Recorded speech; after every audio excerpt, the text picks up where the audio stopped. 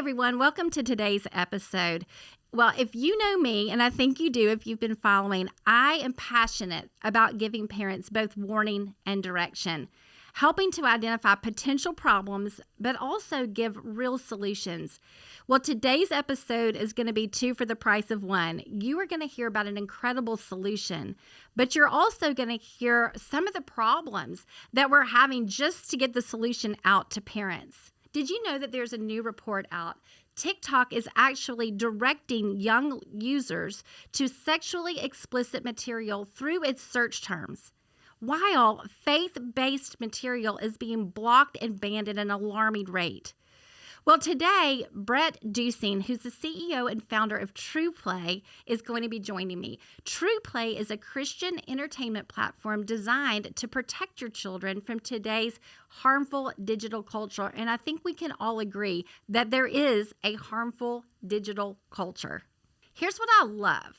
I love the fact that TruPlay was created by parents for parents. So the things that we really worry about, the ads and the chat rooms, they're just not there. This is a safe place for your children. And as parents and grandparents, we're all really looking for who and what is safe for our children. This is why I think this conversation is important. Because while a lot of parents are pulling back on screen time and devices, which I think is incredible and it's wise, a lot of parents are not. Screens are being used sometimes for education. Sometimes they're being used for play and for toys, and other times screens are being used as babysitters. Our kids are spending an exorbitant amount of time on screens, and so to have content that backs your family values and backs a biblical worldview and helps to shape your children in the way that you would want them shaped is a huge win. You're going to learn more about this today, and I'm excited to share it with you. So let's lean in and be informed.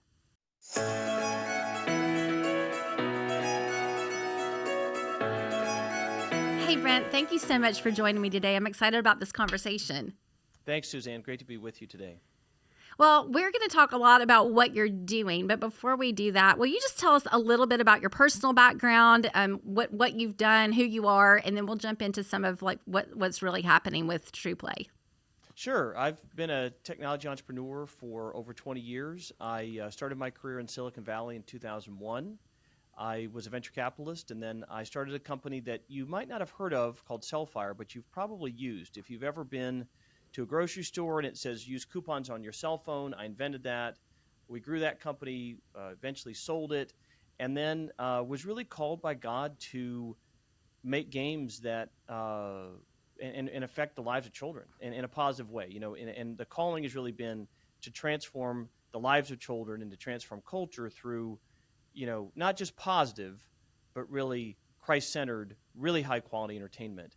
I actually grew up in Missouri in the Midwest and around fairly traditional values, and then went to Harvard in the late 90s where I saw the very opposite of traditional values, and not just lived, but of course espoused in most classes and Right. curriculum. So a lot of the beginnings of what we've been living through in the last, especially the last 5 to 10 years, I really saw spoken about with very serious intent in a college campus in the late 90s. And so my life's kind of become come full circle, kind of speaking into kids' lives through high quality entertainment to really hopefully affect them positively with solid foundational biblical content. That's incredible. I'm so excited. Parents are so desperate. You know, I speak to parents and have for 20 years, and I've watched this unbelievable movement of culture and parents being confused about where to go. They have no idea who to trust. And I do not do a speaking engagement without a parent. When I do Q&As, I do not do one that parents don't raise their hand and say, tell me what to do about technology. Yes. And so I'm thrilled to be able to share really not just what you're doing, but what we're up against as believers and as parents. So will you tell us a little bit about what is TruPlay and just how it works and what parents might want to know about it? Sure. Well, Suzanne, you hit the nail on the head just a minute ago, which is every mother's number one problem with parenting is screen time. You know, and there's a myriad of problems, you know, whether that's, because we talk to moms all the time, you do too. We have moms, testimonials on our socials and our customers, whether it's concerned about sexual content kids are exposed to, violent content, children being trafficked, just ads that make parents uncomfortable, addiction, feeling bullied on social media. So why we started TruPlay was there's things have never been worse for our children than they are today. We think about ourselves, we're this very wealthy society. We're very sophisticated with our scientific advancements, AI. Some people think AI will solve all of our problems. I don't, but you hear that spoken about quite a bit now. The reality is, on any measurable spiritual level, anxiety, suicide, and depression rates are all-time highs for kids. Absolutely. The amount of pornography kids are exposed to is at a massive all-time high. The average male is exposed to porn when he's 11. Drug use is more and more prevalent amongst young kids because drugs are legal in so many places now in America that it's cheaper, it's more available, it's more accessible. But the worst stat is only 31% of children Generation Z and younger believe in God without a doubt, compared to 68% of Americans over 45. So only 2% of kids have a biblical worldview. And you say, That's right. What happened? Why is that? It's because a child is on a screen 50 hours a week. And they're only, unless you take them to church or you teach them in your house, they don't see it anywhere else. So what we do at TruPlay is an app. You download it from the App Store or from your Google Play Store. You can run it on any phone, any tablet. It's an experience. It's an entertainment platform. It's an experience of very, very high quality entertainment. So video games, digital comics, videos. Everything that we do has a biblical foundation. Whether you're playing a game based on the Bible like King David's Battles, or a game called Stained Glass where you go through the stories of the Old Testament, or a bunch of characters we've created you can see in the background or on my t-shirt, who are these characters who live in this world where God is real and the Bible's true, but there's real evil that they're battling, and they each have their own personalities. Maple, who's one of our stars, is a little girl who is a bunny rabbit who very much believes in God, and she's not very well respected, of course, because little girl bunny rabbits aren't respected in their society. So she puts on a tiger costume to get respect. She's someone who is very courageous and definitely, believes in God, but is impulsive and doesn't really care about other people's opinions. Lucas, who you can see just a little bit right here, is our other star. He's a skunk in a crocodile rocket suit. He's a little bit autistic, like a lot of kids are today, and he doesn't really know who God is. His mother believes in God. His mother's a Christian. His brother died a year ago, unfortunately, and he's trying to put that together, what all that means. Now, meanwhile, in these games, they're going through adventures in forests and fighting monsters and bad guys, and Lucas gets on a spaceship and blasts into space, and there's a big spaceship adventure that ensues. But the reality is there's a lot of character development that goes on with these characters, and there's a lot of ways that the Bible is brought in and quoted inside the games, inside the dialogue, and their relationship with Christ grows and develops throughout their journeys and experiences. That's incredible for so many reasons. First of all, anytime you can find something that's on a screen that backs a family's values, because education even now, it's not just the games. I mean, education is value-based. And if those values don't back what the parent is saying, that opens up the child to hear all the stuff that's going on screens that matches what they're learning maybe in an academic setting. So this goes so deep. So I love the fact that this is a values-based, biblically grounded, I really would call it a tool. I mean, I love that it's a game, but it's a tool for families. And anytime a child is hearing what their parents are saying at home reiterated, that is a win. The other thing I love about what you just said is that the characters are actually living through some of the things. I love the gaming part. I love the fact that they're in forests and it's an adventure, but that they're living through what our kids are actually experiencing in culture. And one of the things I find, again, while teaching, I've been teaching a mom's Bible study for over 20 years. And one of the things that I find is it's very difficult, even with adults, we haven't really been taught worldview very well from the pulpit. And so teaching this worldview, how to view the world through a biblical lens at a young age is such an incredible win. So I'm thrilled that parents are hearing about this. Well, I appreciate you saying that. What we find when we talk to mothers, especially dads too, but that there really is this tsunami of of information coming at people, at toxic content, and it's really hard to protect your child from it. We do live in the world, and we do live in communities and societies and cultures where people have, other people have influence and effect, and sadly, screens are a part of that. And there are Absolutely some they are. ways where you can say, hey, I'm not going to let my kids, for example, play Roblox. We can get into that later. But there's other ways in which they are going to interact with games, with movies, with TV shows, with content.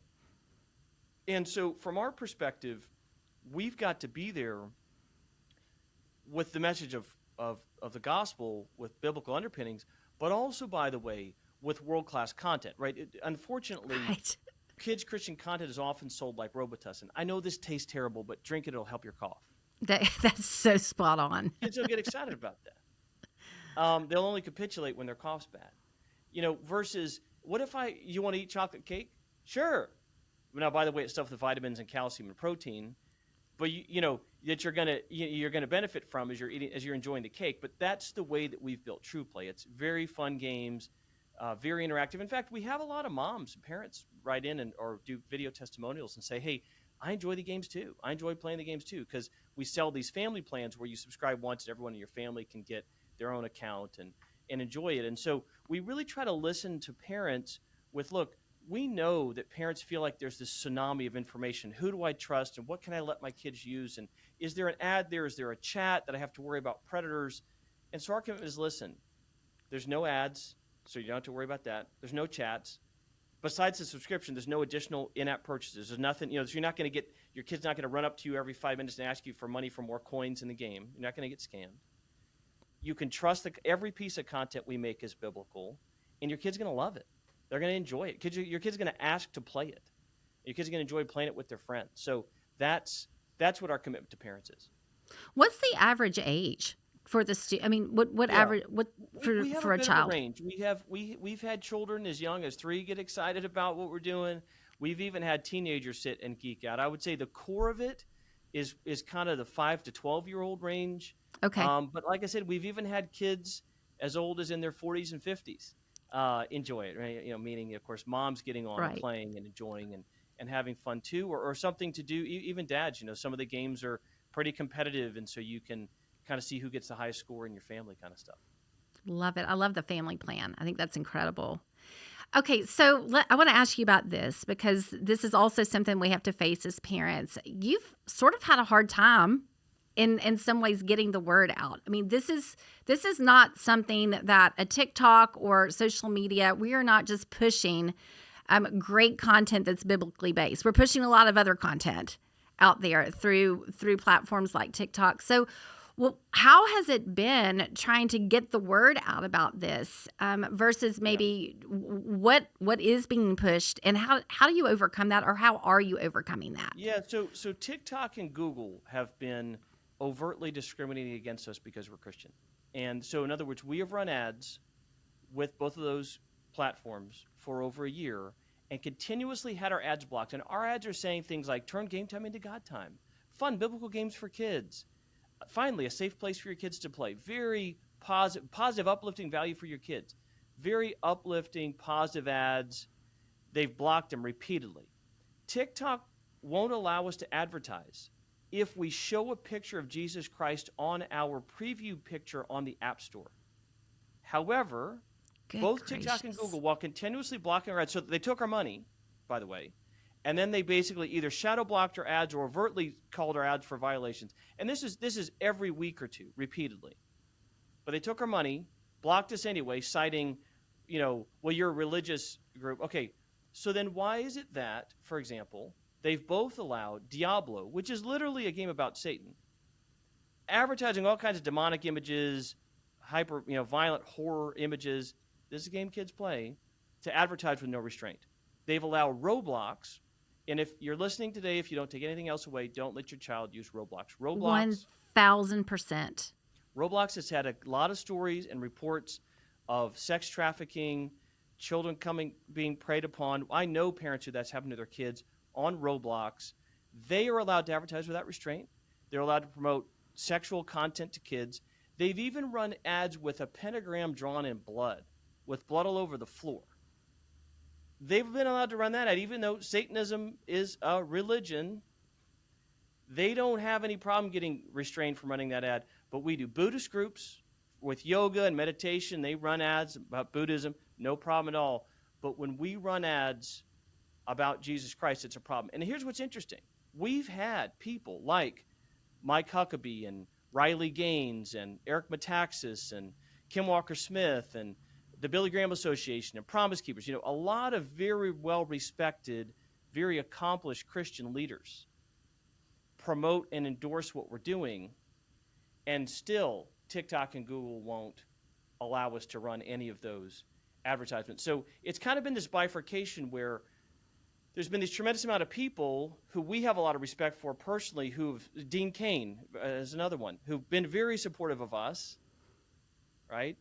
And yet the platforms themselves won't let us get the word out. Now, we haven't had a problem with Twitter, X, or the Meta platform, surprisingly, thankfully. But yet TikTok and Google have been horrible and have been overtly discriminating against us. How do you overcome that? I'm just curious. Do you just focus on where you can get the word out? Is there any? A few things. Yeah. One, we talk to people like you. People who advocate, who have an audience, who care about this topic, and we ask those if you're listening to get behind the movement. You can go on our website and learn more about it.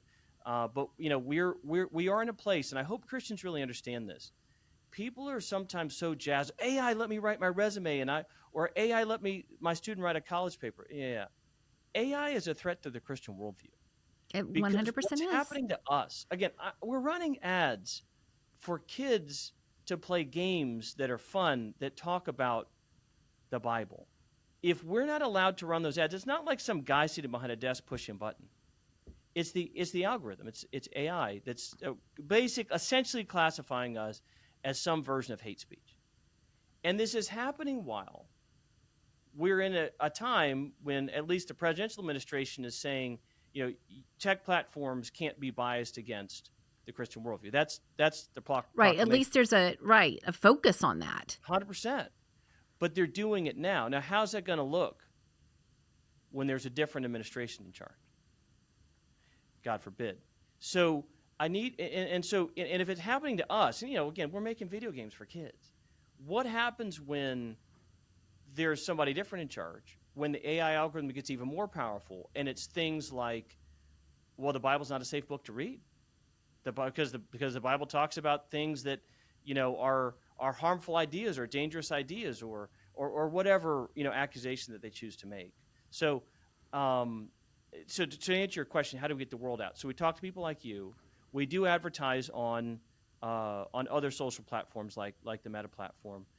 We actually have quite a few great people endorse us, whether they're kind of well-known celebrities like some of the people I mentioned, or just moms and parents. That tends to go a long ways too. Just parents, kids, families advocating for what we're doing, and that's really a lot of the way that we get the word out. I think there's a lot of conversation about parallel. Building parallel platforms, building parallel paradigms for education, and I think this is what this is. It really is like Christians have to take ownership of it, acknowledge the fact, right, that when you, like you said, Diablo, when that game is being pushed, it's not enough to just not play the game. Right. When there's another option, we have to take the other option. Right. And we have to say, hello, hello, hello. That's not going well. That's going to keep blowing up. That's going to keep going out because they've got the wind behind them. It's not a great wind, but there's a wind behind them and it's being pushed. So we have to do the work as parents, not just to shift our own kids. This is one of the things God is talking to me about so much. Hey, Suzanne, this isn't just about your kids and your grandkids. You've been doing that for 20 years, making choices for your kids and your grandkids now. That's not what this is. This is about my children. This is about my children. This is about a generation. And whether you have a child that's playing these games or not, if you're a believer and you're listening, we have to point people to things that back up and support a biblical worldview. Yeah, We have to do it. It takes a little bit of work, and we can't just we do. hope it gets done. We Yeah. have to engage. And so I love what you're saying, and I love people hearing you say it takes making the connections within the body to make further connections within the body. It's so important. Absolutely. So It important. does. And it takes a whole, Christians often look out and complain about why things are the way they are. But sometimes, often, especially in America, hesitate to take action. I spoke at a conference on religious persecution just 2 weeks ago in Washington, D.C., and there were a lot of stories from people from places like Nigeria and India and even South Korea, which blew my mind. But apparently now Christian pastors are getting persecuted in South Korea, which has, until very, very recently, been a you know predominantly Christian nation with one of Right. the biggest Christian churches in the world. And so what I said was, listen, what we're experiencing, the discrimination by TikTok and Google, is of course nothing compared to what these other people are experiencing all over the world, the persecuted church. But if we allow this to happen in America, we will go down that road sometime. And it's the responsibility of every Christian to stand up, to advocate against the oppression of Christianity, and to try to align with and support those that are moving the Christian worldview forward in a positive way. Well, I love this. I want to go back for a minute and talk about just some of the examples, such as Roblox and what is happening. I love the fact that you don't have chat rooms. This TruPlay doesn't have. You're not running ads, right? And there are no chat rooms. Tell me a little bit about that decision, and then let's talk about why and what's actually happening in some of these chat rooms on platforms that parents might not be aware of. Yeah, so we kind of thought about building a product that parents would want to have, and so you start to listen to what people say. Well, they're concerned with ads. For example, Kim Walker-Smith, and if you're listening, I'm sure you've sung her songs at your church. She's incredibly successful, incredibly talented, just genius Christian worship leader, artist. She found out about TruPlay because she has a young daughter who saw an inappropriate ad on some ballerina skating game. And there's some inappropriate kind of sexual ad that was pushed because the people making the games don't take enough care to block the ads the kids see. Okay, so she gets upset and looks for a solution, and she finds TruPlay, and then we connected. So the point is it's listening to what if people don't want ads. They don't like the idea of they want transparent pricing. In other words, we charge a subscription at TruPlay, which is about the same as you'd pay for things like Duolingo or ABC Mouse, where it's the same level of pricing.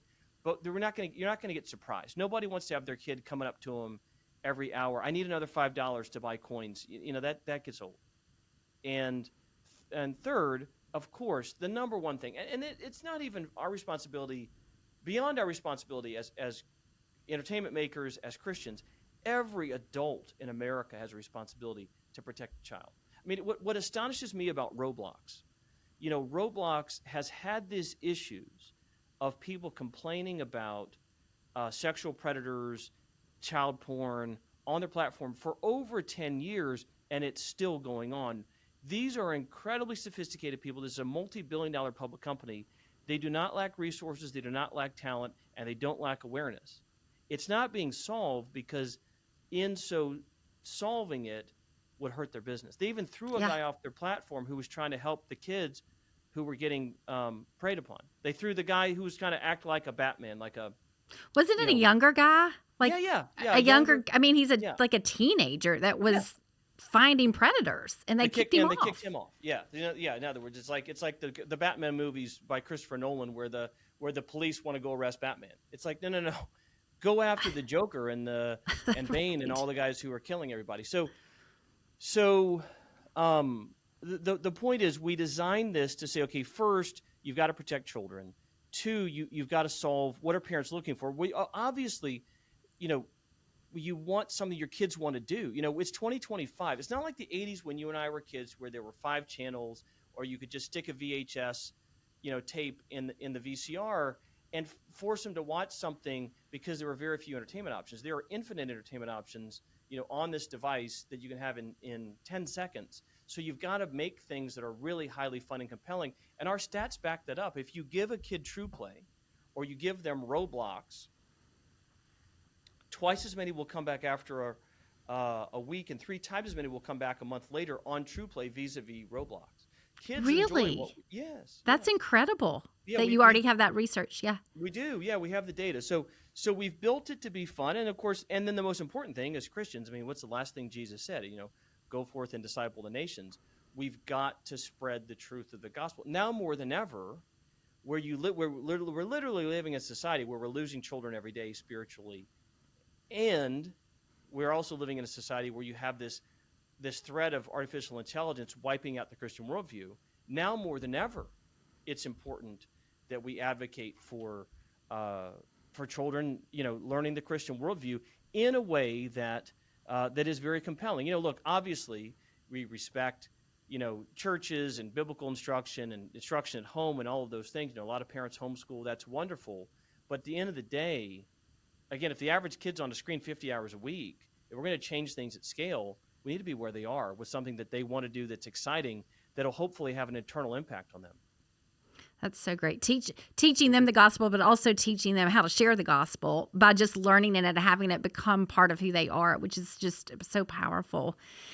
Okay, I'm going to ask you another question that's more on the warning side for parents.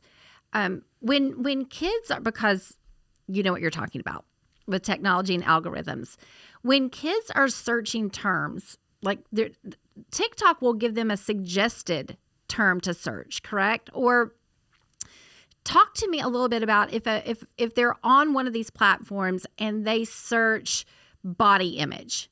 Yeah. I have read, and I'm not an expert here, but I've read enough to know that by searching that, the algorithm will immediately start to kick up anorexia, bulimia. Yeah. How does that work so parents understand just sort of this danger that you're facing as a company, but just as a young child? Yeah, as a young child. Let me try to unpack that for people. So again, my another very strong statement I will make to parents today is don't let your kids use TikTok. I don't let my kids use TikTok. I don't let anybody in my house use TikTok. It's telling. So that's first fact, and I'll give you some reasons why.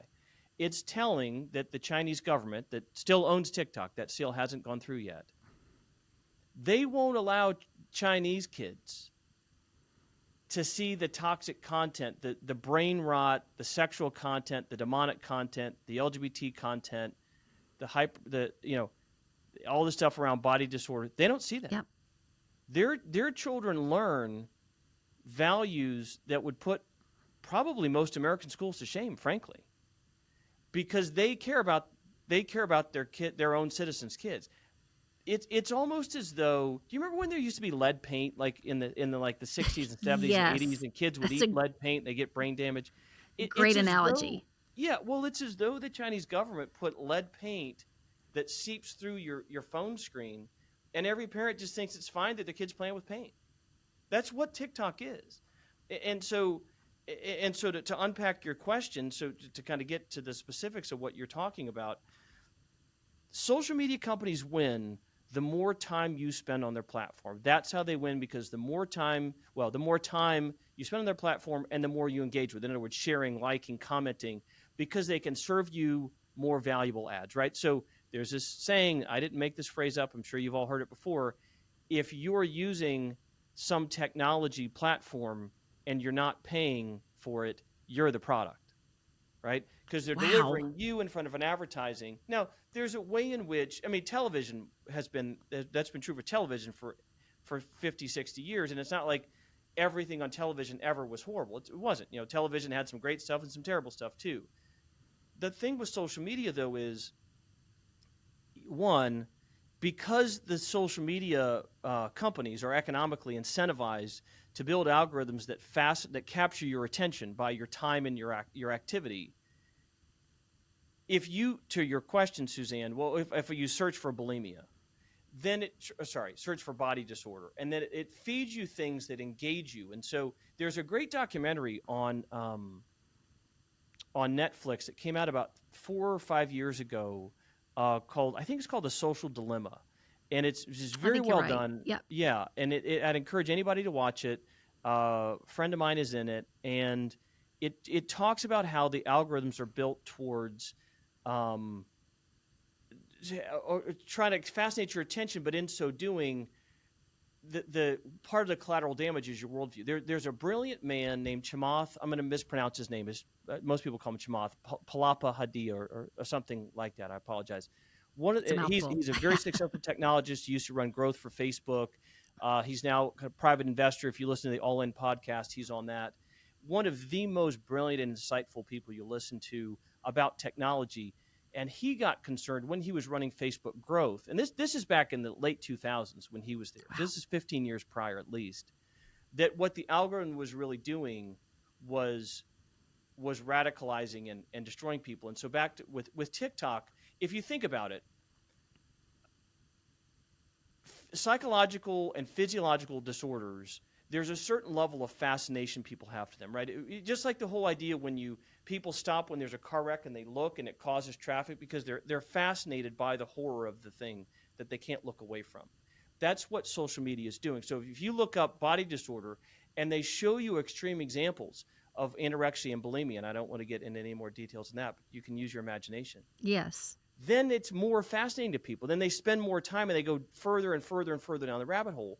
It's the reason why there's so much sexual perversion in younger generations vis-a-vis older people, because they see it all the time and it gets normalized. And the more extreme, if you've spoken to people, and again, I'm going to choose my words carefully because we're going to keep this G-rated, but if you've spoken to people who have pornography problems, they see a little bit of porn, and then to be stimulated, they see something that's worse, and something that's worse, and something that's worse, and then they're starting to watch things that are really indescribable and horrific, but it's the only way that they get a thrill, for lack of a better. It's the dopamine, right? It's the dopamine, yes. You have to keep feeding. Yes. And you can see people who have taken their lives into really extreme kind of sexual perversion. Famously, Dobson interviewed, I think it was Jeffrey Dahmer, about that whole, he kind of talked about, Dahmer was, he was having, he was, I think, raping young men and killing them and all kinds of stuff. And he has, I believe it was Dahmer, he has this interview with Dobson before he faced a death penalty. And he said it all started with porn. And it's this incrementalism that there's got to be more and more and more and more extreme. And if you talk to people who've really kind of ruined their life by going down that road in their own personal lives, sexually, that's what the story is. And so to kind of bring it all back to your question about TikTok, it's that the more they can fascinate you with something that's vulgar and extreme, the more you're willing to keep going further and further down the rabbit hole. And so again, my advice to parents is don't let your kids use TikTok at all, 0. And if they say, well, my friends are on there, do what we do at our house and say, hey, well, go play with them in real time, in real life. And you'll find that over time, I'll give you one more stat. Girls in the UK, and the UK is obviously very similar to America, 40% of girls under 18 who use social media over 5 hours a day are clinically depressed. Say it one more time. 40% of females in 40%. 40% of females who use social media 5 hours or more every day are clinically depressed. That's about all you need to know. Yeah, and the reason I ask you that question is because I'm really big on giving both warning and solutions, yes. Right? And so you've got this incredible solution, and it's beautiful, it's powerful, it's needed, it's what people are looking for. But if people understand the depth of the problem and how that works, how those things work, whether it's Roblox, whether it's TikTok, first of all, just don't give your child the device as young, right? Like know what they're looking at. Yeah. But if they understand the problem and how it works, to me, it's all the more motivation to say, okay, well, then let's give them something that stimulates them in a positive way, because that's how our brain works. And so I know that's a little bit off topic, but it's really not, because I think a lot of times parents are like, we know there's bad stuff, we know that's going on, but they don't understand the hook and the algorithms and how just how powerful those algorithms really are, and how quickly. I think it's like 38 seconds or something after a child puts in body image. I think it's 38 seconds before the algorithm loads and starts pushing eating disorder, for an example. So I think this you're solving a problem that I think parents don't even know the degree of the problem that you're solving. Yeah, Really. they don't, and I think it's because it's so horrific to so many of us, and it's so Yes, unfathomable. Like everybody can understand.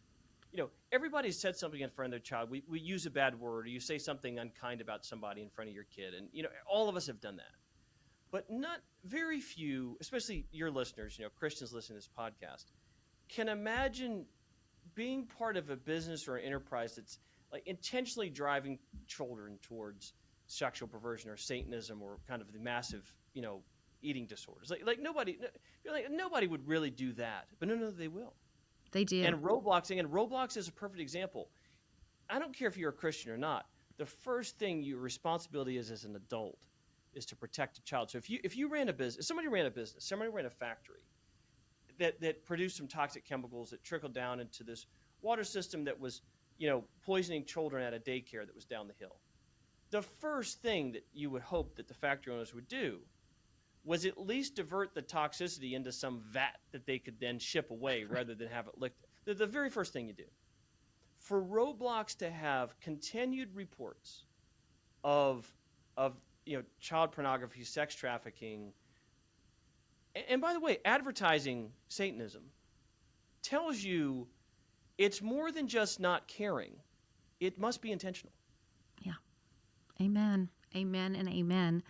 Okay, so I'm going to start to wrap up, but I want you to talk, and you've touched on it a little bit, in terms of just faith-based entertainment. You call it every parent's secret weapon, and I love that term because we're in a battle. This is a battle for the future of our children. It's a battle for their mental health, their emotional stability, and their spiritual formation. We're just flat out in a war. It's a war on children right now.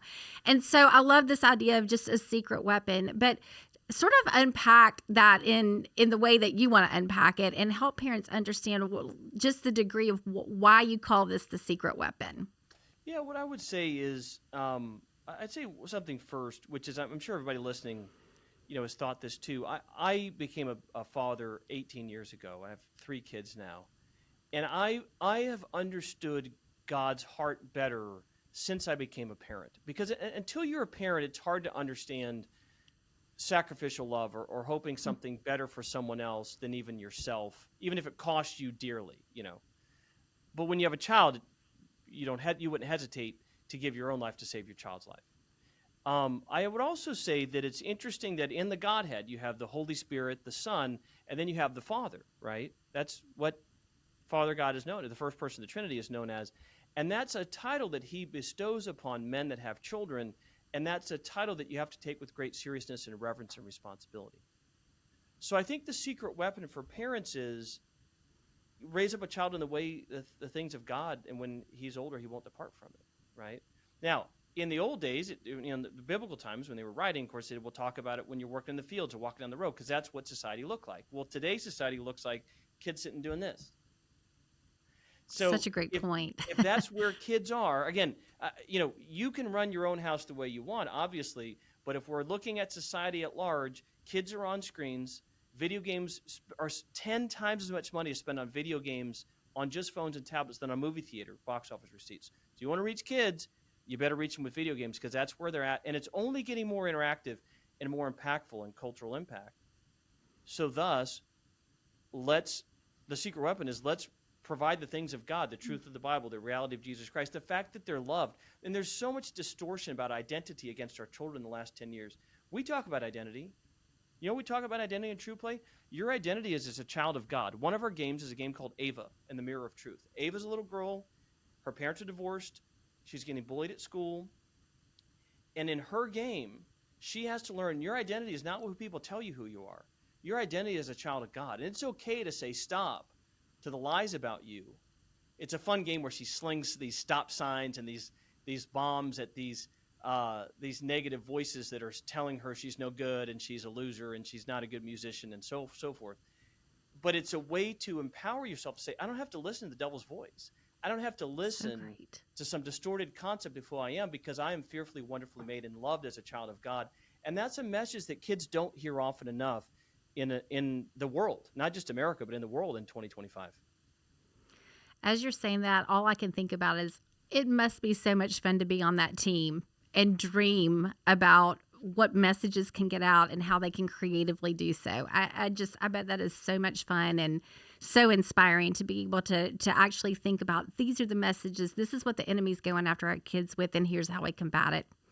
That's like a dreamy job.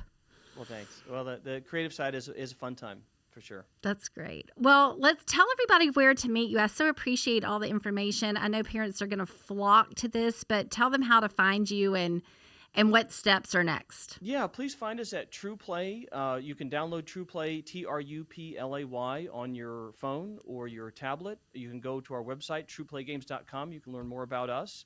You could, check it out. We're all over the social media networks that I've just spent the last 45 minutes telling you how awful they are. And I apologize. That's the way it is. But the reality is, because nobody watches TV anymore or listens to the radio, we use social media channels to promote as much as we can because we're getting in front of as many people as we can. And so I would love for you guys to come check it out. You can also join our movement where we're battling against TikTok and Google and their constraint of the Christian worldview.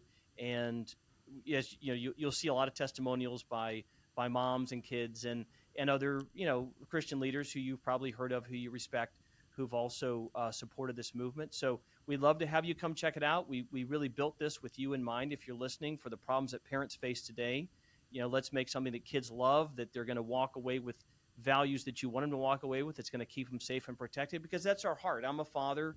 I care deeply about my kids, just like you do about yours.